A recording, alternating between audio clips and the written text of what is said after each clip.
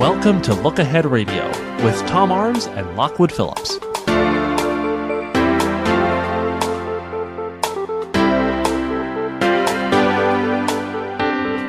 Viewpoints around the world with Tom Arms this afternoon. I'm looking forward to this conversation this afternoon. I do want to advise you that our hour with Tom Arms of Look Ahead Radio has been pre-recorded so that he can engage in some Christmas holiday activities there in London. So that being said, as always, to remind you, every Wednesday afternoon we have joining us Tom Arms of Look Ahead Radio and also LookAheadNews.com. And with that, Thomas, as we begin the program, Merry Christmas to you, and thank you for joining us. Merry Christmas to you, or as we say over here, Happy Christmas. Happy Christmas. Okay, very quickly, what does Happy Christmas look like insofar as both the visuals and the temperature? The temperature is lovely. I'd say it's about 50. It's quite nice. There's Christmas decorations up on the streets, and, you know, the trees are decorated, except ours. We don't decorate our tree until Christmas Eve. Mm-hmm. The old school, as it were. It's looking very nice. Yeah, the old school, because in reality, in past, literally St. Nicholas would decorate the trees in some families. So that's very interesting. Real quick question.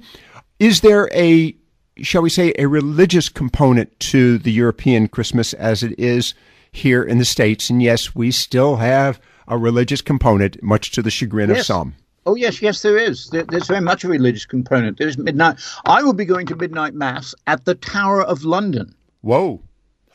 Well, yes. That's a frightening thought. And I say that intentionally for what the tower is known.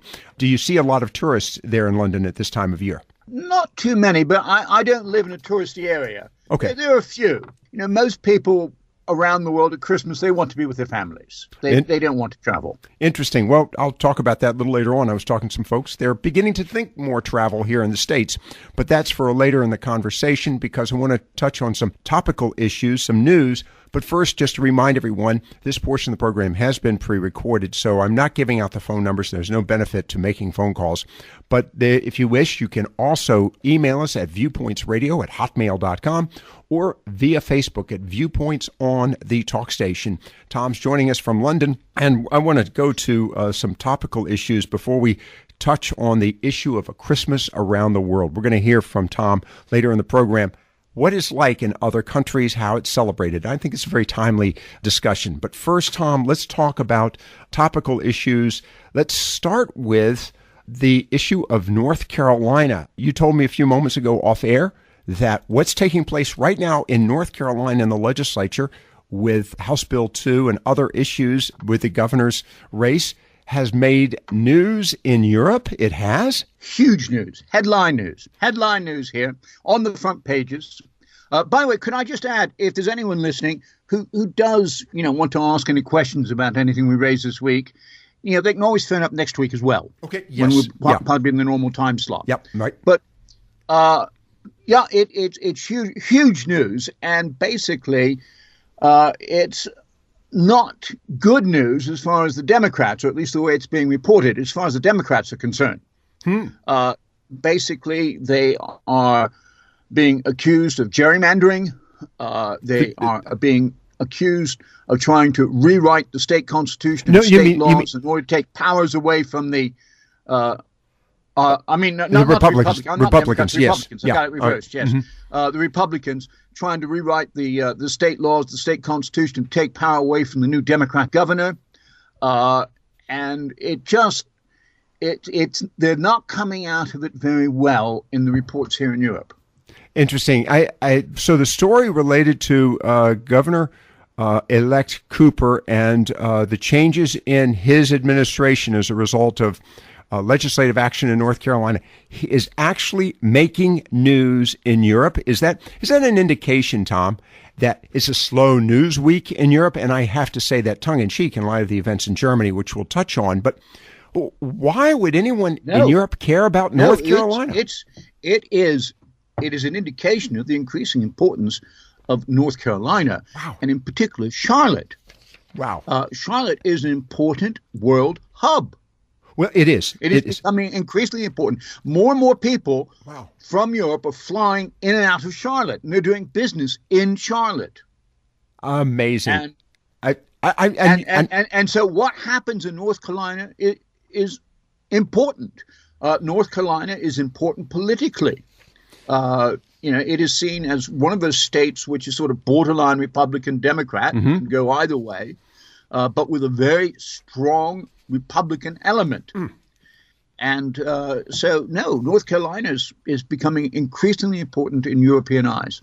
All right. And, of course, we're hearing this from Tom Arms, who's in London, England, as we speak. Of course, I have relatives there. That might have something to do with it. That may have. Yes, they're very attuned to what Tom Arms is very concerned with. By the way, Look Ahead Radio and also LookAheadNews.com. I definitely want to recommend the website to you as well. Tom, before we get into other issues about Christmas around the world, we've got about 3 minutes. Let's talk about the topic of Germany and the events there. And I've also got to bring up the issue of Turkey very quickly, but we've seen a lot of unrest. Germany, Chancellor Merkel looks like she's facing serious pushback from her constituents. What's happened since the truck accident there in Germany? Well, it just came over a few hours ago, but they think they've identified the person responsible. Now, they're not certain of his name because he has several different aliases, but they think he was Tunisian and that he entered the country in July 2015, asked for political asylum, and was refused political asylum, but they couldn't deport him back to Tunisia because he didn't even have any documentation papers. So there was no proof that he was Tunisian. So he's been jumping all over the country, trying to avoid arrest for over a year, maybe 2 years now. And they found his wallet with identification in it, which seems to point to this man who they think is Tunisian. The Alternative for Deutschland, Frauke Petry, started off by saying, well, we got to be careful. She sort of backed Angela Merkel. We got to be careful. We don't want to create a lot of what she called anxiety and hatred. But then shortly afterwards, she changed her tune and said, we're under attack. Right. And we've got to treat this as a war. Right. So, they're back to their old position. Okay. What impact will this have on Germany during this Christmas season and the issue of politics? What impact will this have on Chancellor Merkel? It's too early to say with any certainty. You have to remember, Alternative for Deutschland, and in particular Germany, has what's called a proportional representation system. That is, they have representation in the Bundestag and the Bundesrat according to the number of, or the percentage of the votes they receive from the electorate. Alternative for Deutschland has about 10 to 12% of the electorate supporting them. That means 88 to 90% don't support them. That's at the moment, I know. Okay, so it may change. This could quickly change. All right, I want to move for another quick item because we've only got a few moments before the next break. The issue in Turkey and Russia, and we've all seen it in videos here in the States, the ambassador that was killed. I did see an interesting story, though. Russia and Turkey still are maintaining close relations. Absolutely. Is this an intention really on the part of Putin, or is this an intention of the president of Erdogan of Turkey? Both of them. Okay. So this is an effort to... Both of them. I don't think they want to fall out. Okay. So there's no indication that Erdogan is in any way responsible. Basically, it was a protest against the Russian actions in Aleppo. Right. And the man in the street in Turkey is very, very angry. Erdogan, however, wants good relations with Russia because he's got bad relations with Europe. Right. So he has to have good relations with someone. And he's leaning more and more towards Russia.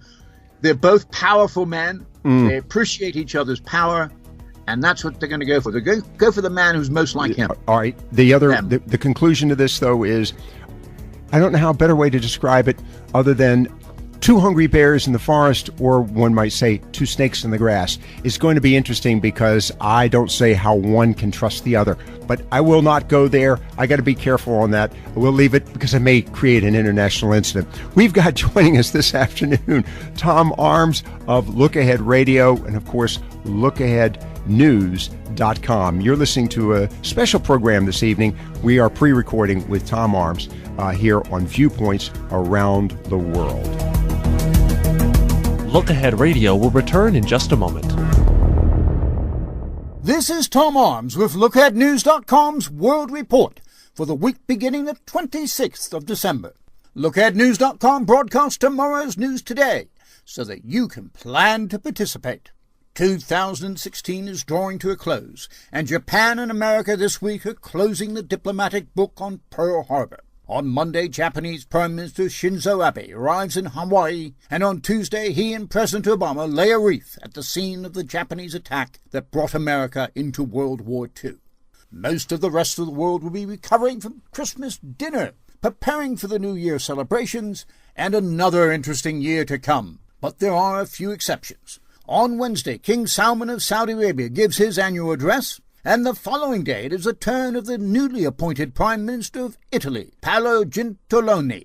On New Year's Eve, German Chancellor Angela Merkel gives her annual televised speech.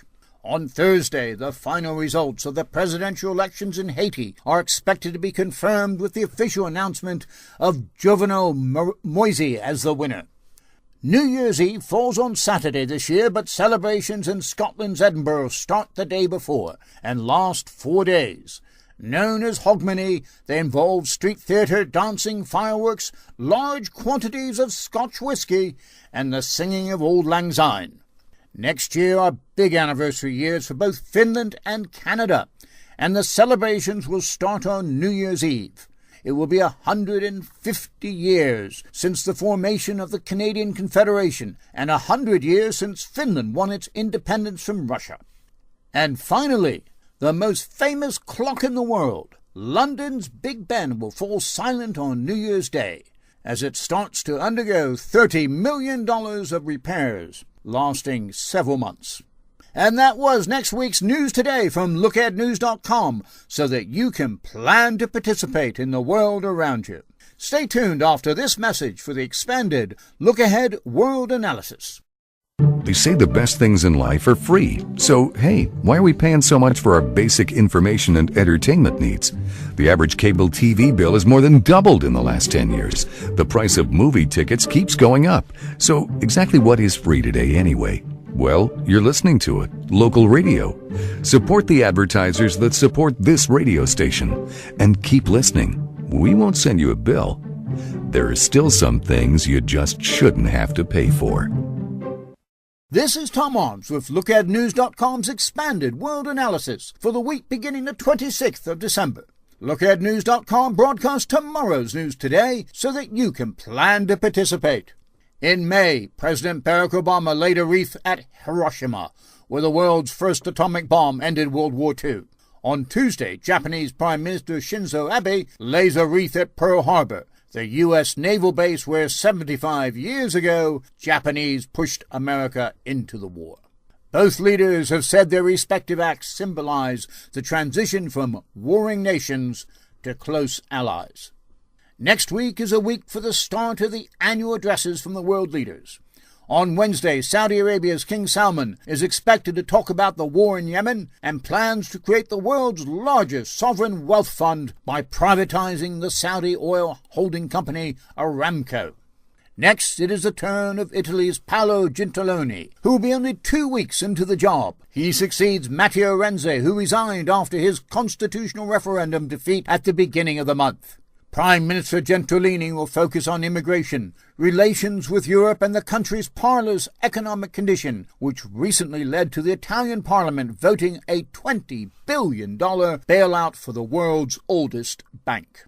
Germany will still be reeling from the terrorist attacks on the Christmas market in Berlin when Chancellor Angela Merkel goes before the television cameras on New Year's Eve. This will be her last annual address before elections in 2017. She will focus on European unity, immigration, and the need for calm in the face of ISIS-inspired attacks. The official date for the 150th anniversary of the formation of the Canadian Federation is Canada Day on July 1st, 2017. But the Canadians have planned a year of celebrations, starting with a New Year's Eve pyro-musical fireworks display in Ottawa and free festivities on Parliament Hill. For most of its recorded history, Finland has been a political football pass between Sweden and Russia. At the start of the 19th century, Russia took firm control, but when the communists took over, they gave Finland their independence on 6th of December 1917. So Finland, like Canada, has a big political anniversary and is starting the year with a big fireworks display and celebrations in Helsinki on New Year's Eve. Meanwhile, on the other side of the Atlantic, Jovenel Moise will on Thursday be officially confirmed as the winner of Haiti's November presidential elections. Any celebrations are likely to be muted, though, because the country is still struggling to recover from Hurricane Matthew. And that was next week's News Today from LookAheadNews.com, so that you can plan to participate in the world around you. Stay tuned for Viewpoints Around the World with myself and Lockwood Phillips. Welcome back to Look Ahead Radio. Here is Lockwood Phillips. Viewpoints on the talk station, FM 107, AM 1240. Our guest this afternoon, of course, Tom Arms of Look Ahead Radio, LookAheadNews.com. As always, it's a pleasure to have him joining us. We're going to now focus on issues of Christmas around the world. And I've got to say that there's some instances and incidences in Germany and Europe that, of course, are going to have, I think, an influence on Christmas around the world. I would like to just start with that, since we just finished the conversation a few moments ago. Germany. Let's look at what's happening in Germany. We'll wrap it up with the United Kingdom. But what's it like in Germany, Italy, China? We'll get to those areas as well. The Netherlands. Well, we'll start with Germany. You know, one big thing on the continent, and in particular in Germany, is the Christmas market. Okay. They love their Christmas markets, and everyone flocks to the Christmas markets in the month or so before Christmas. And that's why it's so poignant that this terrorist attack, if indeed we haven't yet confirmed it was, but it almost certainly was, if this that this terrorist attack was on one of the most famous Christmas markets. And in fact, only a year or so ago, I was standing right in the middle where that market is. What happens? My daughter run the Berlin Marathon. Okay. Wow. And, it's a big square, a big plaza, and the Christmas markets are a huge family thing. What happens at these Christmas everyone markets? Everyone goes to them. What happens at these Christmas markets? You say everybody goes to them. Are these handcrafted items? What's there? They're everything. They're everything. You know, traders have stalls that are handcrafted items. There's mulled wine. There's sweet cakes and pastries. There's little outdoor restaurants. There's beer kellers. There's lots of presents for children, all sorts of things. Now, but the idea is everyone goes out as a family. They have pa bands and they dance in the street. Everyone just has a good time outside shopping. All right. And is this all the activities? What happens on Christmas Day in Germany, very quickly? Well, on Christmas Day in Germany, on most of the continent, Christmas Day is not the big day. Okay. It's Christmas Eve. All right. And as you probably know, I mean, that's when they tend to, all over the continent, they tend to give their presents either on Christmas Eve or on St. Nicholas Day, which is the 5th or 6th of December. But in Germany, they exchange presents on Christmas Eve, and the children don't write letters to Santa. What do they do? They write them to baby Jesus, or Christkinder, as he's called. And now, of course, there's a Hollywood influence about Santa Claus. And there's a big playground debate's been raging now for decades in the German playgrounds as to whether or not it's the Christkinder who brings the presents or Santa Claus. Interesting. Some children actually claim it's the parents. Oh, well, we know better. But, the interesting aspect of this, unfortunately, we're seeing the influence of significant influence of the American psyche and focus. That's one of the benefits of having you on the air with us this afternoon, Tom. And Tom Arms, of course, Look Ahead Radio with us. We're getting a flavor and a sense of Christmas in other locations. We were just chatting about Germany. Tom. Let me tell you, though, you talk about the American influence. The best example of that is China and Japan. Okay. 1% of the population in those countries is Christian. Okay, so it's not a Christian event. It is a commercial event. Well, that's what it is here. Commercial event, and And outside of the cities in China, nobody knows about Christmas. You mention Christmas, you say Merry Christmas, and you get a blank face. In Japan, though, they have something else, and they are absolutely wild, absolutely mad about Kentucky Fried Chicken. Really? Yes. It started in 1974 when there was a manager of one of the first Kentucky Fried Chickens, was a man, I think it was Takanishi Orawara, thought, we don't really have turkey over here. Maybe I could think of a way to substitute fried chicken for turkey to get their imagination. Mm-hmm. And so he put out a Christmas bucket. And the end result is now that you have to book your Christmas bucket 2 or 3 months in advance. To be sure not. They queue up outside the Kentucky Fried Chicken franchises on Christmas Day, and they have big Christmas buckets filled with cakes and pies and fried chicken. Really? Yes. Okay, again, what percentage of Japan is Christian? 1%. Okay, and yet Christmas is become a major event. I'll use the word holiday in Japan. Yes, it has. I mean, it's any excuse for a party. Well, that's true. What are they celebrating, just out of curiosity? Just because, obviously it's a pagan holiday. It has its roots in Scandinavia. We'll get to that in a few minutes. But what are they celebrating in Japan, just out of curiosity? Just Christmas. It was sort of thing which brought to them by probably the American occupation. And they saw, the Americans were having such a good time, mm-hmm. and it was a big holiday for them, or vacation, and they wanted to emulate it. Very interesting. Go along with it. They probably started off decorating their stores in the 50s and the streets in order to get the Americans to buy in the stores. Well, okay, that makes sense. Just carried on from there. Okay, and the other aspect of it, as you just said a moment ago, it's a retail event in Japan. All right, we're going to continue this conversation here in just a moment with Tom Arms of LookAhead Radio, and as always, to remind you, LookAheadNews.com. You're listening to Viewpoints Around the World here on the talk station FM 107 AM 1240. Look Ahead Radio will return in just a moment.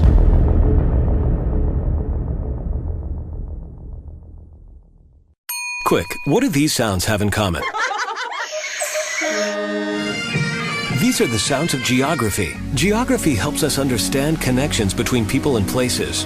But our kids aren't getting enough of it. Half can't locate Japan or India, and 20% can't even find the Pacific Ocean. So we created MyWonderfulWorld.org to give kids the power of global knowledge. Go to MyWonderfulWorld.org to learn more. It's a wonderful world. We now return to Look Ahead Radio. Here is Lockwood Phillips. Viewpoints on the talk station FM 107 AM 1240. Tom Arms with us this afternoon, and again, this portion of the program has been pre-recorded. Tom has other commitments for the evening, and I'm appreciative of this. He's got family joining him. We're going to find out more details about Christmas around the world. We've just talked briefly about Germany and Japan. I want to touch on China very quickly, then we'll move on to other countries. Japan, of course, it is a popular retail event. China, likewise, again, not a large Christian community. Christmas has at its roots the birth of Christ. Don't forget, this is Hanukkah as well coming up. But real quickly, Tom, what's the interest in China? Well, it's the same. It's a huge retail event. People dress up as Santa Claus. They have Santa Claus parties. By the way, if you're in China at Christmas, the Mandarin for Chinese is Sheng Deng Kuai Li. Okay, that's important. One more time so that we get the proper pronunciation. Well, I'm not certain you're going to get it from me, but I'll give it a go. Okay. Sheng Dan Kuai Li. All right, Shindang Wiley. I like that, Tom. That's one of the reasons. You want it for Santa Claus? Santa, in case you have to ask, for a present from Santa. Shen Dan Lao Wen. Shinden Lauwen. Well, we always want a president from Santa. This is fascinating. Of course, we're talking with Tom Armstrong. Again, this portion has been pre-recorded. Let's go to the other side of the world for a few moments, back to Europe. Let's start with Italy. What is Christmas like in Italy? It's strong Catholic roots. Yeah, I'm glad you asked. The big thing in Italy is nativity sets. Mm-hmm. That's where nativity sets came from. And they can actually date it to an exact time and place. It's all down to St. Francis Assisi, who in the year 1232, and you probably know he's the most famous and most revered of Italian saints, mm-hmm. but in 1232, he went on pilgrimage to the Holy Land, and he visited Bethlehem, and he was inspired to create nativity scenes in Italy. And he came back and he made the first nativity scenes, and that's where it comes from. Italy is famous the world over for its nativity scenes, and in particular in Naples, where they had the largest nativity set in the world with 600 pieces.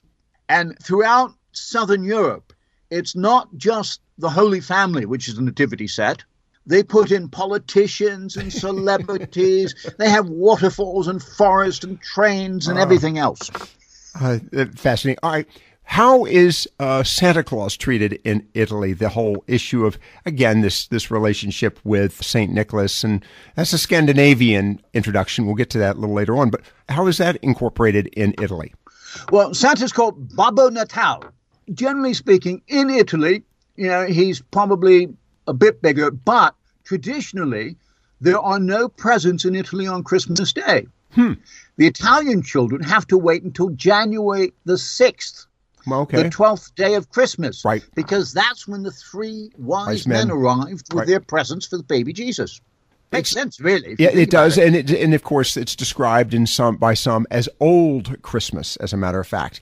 All right. So what about the whole buildup of Christmas? We've been working on Christmas since Thanksgiving here in the States, actually probably since Labor Day. But besides that, what is the motivation, the excitement? Is there any at this time of year, or is it working up and then it's just designated at a particular time? Well, no, each country seems to have a different day they celebrate. Interesting.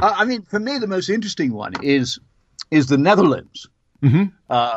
And they have Sinterklaas or St. Nicholas. Right.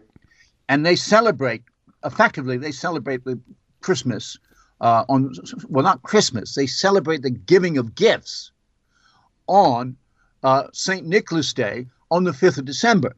Now, we all know that Santa Claus comes from the North Pole. Right. No, St. Nicholas comes from Spain. Now that you mentioned that, I'm aware of this story, so share this. Santa Claus comes from Spain. Not only does he come from Spain, but every year he arrives by boat.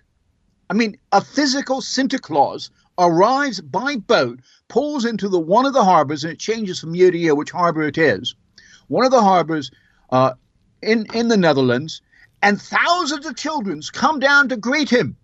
Well, what is the background with Spain? Why Spain? Well, Clement Moore wrote the story about Santa Claus, and that created the whole aura of the reindeer and everything else. Right. Before that, it didn't exist. Now it's about 1820 or something. About the same time, I can't remember his name, there was a Dutchman who was writing about Santa Claus, and he came up with the same story.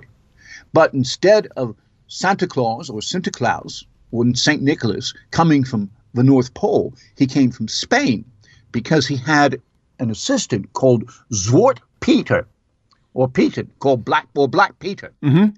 And he was a Moor. And Moors in those days were associated as being black. Right. They came from Africa. Mm-hmm. And the Moors were in Spain. And so that's why, and he was Santa Claus's assistant, and that's why he had to come from Spain. This, again, we're talking about the Netherlands, and of course, St. Nicholas is a Netherlands. Is that a Netherlands or Scandinavia? Let's move to Netherlands. All right. What about Scandinavia? Of course, that's all part of that part of the world. Scandinavia, the big day in Scandinavia is not so much Christmas, it's St. Lucia's Day. Now, St. Lucia's Day happens, I think it's on about the 12th or something of December. And that stems from a pagan festival of light, which was practiced to try and brighten things up during the winter solstice period. And when the missionaries came to convert the Scandinavians, this festival was taking place, and they came up with a Christian martyr called St. Lucia. Okay. And St. Lucia was a Roman Christian martyr, a young girl who used to walk through the catacombs with a candle stuck on her head so she could see where she was going, and handing out food and provisions to to the Christians who were hiding in the catacombs. And so the missionary said, well, we can relate that story to their pagan festival, and we're called St. Lucia's Day. And so they celebrate that. And every child or every school has a St. Lucia that is elected to represent them. Every county, every town, even a national St. Lucia in Sweden. Wow. All right. Now, let we touch on something, and then we'll move to Russia here for a few more moments. Can I just say one other thing about Sweden, which I forgot? This is alongside the Kentucky Fried Chicken. This is one big American import, which has become a big tradition in Sweden. It's Donald Duck. Oh, my land. All right. And wait a minute. Since 1959, every Christmas Eve at midday, everyone turns on the televisions to watch a film called Donald Duck and His Friends Wish You a Merry Christmas. Amazing. All right. That's in Scandinavia or Sweden. Okay. Let's talk. Yep. Let's talk very quickly about Russia. Then I want to get. We'll have to take a quick break. But what is Christmas like in Russia? Well, it's a whole month later. Really? They work on a different calendar. The Russian Orthodox Church uses the old Julian calendar, and so everything happens a month later. So that's the main thing. Well, no, Santa Claus is known as Grandfather Frost, or in Russian, Ded Moroz. No, and he doesn't visit Russian children on Christmas Eve. He comes on New Year's Eve, which is 2 days before Christmas. So in one respect, he comes early, and in another respect, he comes late. Okay, now let's talk here quickly about Russia, and particularly with two issues. One, the religious component, and secondly, how much of this is oriented towards children rather than adults. And I'm really interested in how the Russians treat this. But first, what about the religious component of Christmas in Russia? Is it recognized? What? Oh, yes, very much so. I mean, they've rediscovered their religion. It was always sort of subsumed, but it's such an important part of their identity as Russians, the Russian Orthodox Church. Right. It's in the name, Russian Orthodox Church. Right. And Putin has embraced the Orthodox Church because he's presenting himself as a nationalist figure. And he has won the support of the Orthodox Church, who see him as their representative. All right. And the other quick question for you is, how much of this is oriented towards children versus the adults, and particularly the concept of commercialism? How much of that in Russia? I think, it's a child's festival, just like it is in the West. They wait. Let's be careful. They give out presents on New Year's Eve. It's a big family event. They have a big 12-course meal. Each course is named after an apostle. Wow. One thing they do is they make a porridge consisting of wheat, honey, and poppy seeds called kutia. And then they take a big lump of the porridge and they throw it onto the ceiling. And if it sticks, it's supposed to bring good luck for the year. All right. You said a moment ago, child's celebration. Well, it's the child and all of us that we enjoy Christmas, but also, of course, we also recognize the importance of it religiously here in the States. We're going to get back to this. Go ahead. You were going to say? I think we enjoy it through the children, too. We definitely do enjoy it through the children. You're listening to Viewpoints Around the World, and we're getting Christmas around the world from Tom Arms of LookAhead Radio, which you hear every Friday afternoon here on the talk station. Also heard in radio stations around the world now. He's continuing to grow his audience. Also, LookAheadNews.com. LookAhead.com. Again, our guest this afternoon, pre-recorded Tom Arms of Look Ahead Radio. Look Ahead Radio will return in just a moment. Observations of an Expat by Tom Arms from LookAheadNews.com. It's been a good year for journalists. I've never known better. There's been an endless march of upsets, twists, turns, worries, cheers, jeers, doom, gloom, and unadulterated surprise joy. Half the world is sunk into a slough of despond deeper than the Marianas Trench, and the other half is waving their anti-globalist flags from the top of Everest. The Western world is the most divided it has been since World War II, divided within countries and divided between countries. The authoritarian East is a different story. They're watching the democratic West self-destruct and going about their business and rattling their sabers to let the rest of the world know that they are prepared to move into the yawning political vacuum. Russia is well placed to pick up the pieces from America's failed Middle East policy. The victory in Aleppo has established the military supremacy of Vladimir Putin's buddy Bashar al-Assad, the dictator everyone loves to hate. But Putin is not trying to win a popularity contest. He wants power and is prepared to go to any length, including manipulating U.S. presidential elections, to obtain it. China's President Xi Jinping is no model of restraint himself. His growing military bases in the South China Sea are a testament to that. The Brexit campaign started the ball rolling and introduced the word post-truth into the political lexicon. The word became so popular that the Oxford English Dictionary named it Word of the Year. Politicians, well, they've never been known for their veracity, but they outdid themselves in 2016 as the Brexiteers discovered that if you shout loud enough and long enough, no matter how outrageous the lie, you will be believed if it is a lie that the neglected voters want to believe. Of course, the Brexiteers didn't act alone. They had a significant boost from the opposing Remain camp. To start with, there was the decision of Conservative Prime Minister David Cameron to put party before country and call the referendum in the first place. Then there was the lackluster performance of Labour leader Jeremy Corbyn, which has left a continuing question mark hanging over his actual position on the Brexit issue. Surreal? Well, that's another good word to describe it. And funnily enough, that is the word of the year for the American dictionary publishers Merriam-Webster. That and post-truth are both excellent descriptions of the culmination of the political year, the election of billionaire property developer Donald J. Trump as President of the United States. His campaign was one long xenophobic, misogynistic, narcissistic rant. It included the controversy of Obama's birth certificate, an attack on menstruating journalists, locker room banter, an attack on the parents of an American war hero, a proposed ban on Muslims entering the United States, the branding of Mexican immigrants as rapists, and finally, he exposed himself as friendless by declaring, "I am the smartest man I know." But half of the American voters, actually less than half, believed him, because like their British cousins, they feel disenfranchised by years of political neglect. And the lies were the ones they wanted to believe. As has been the case for centuries, the Anglo-Saxons are leading the world.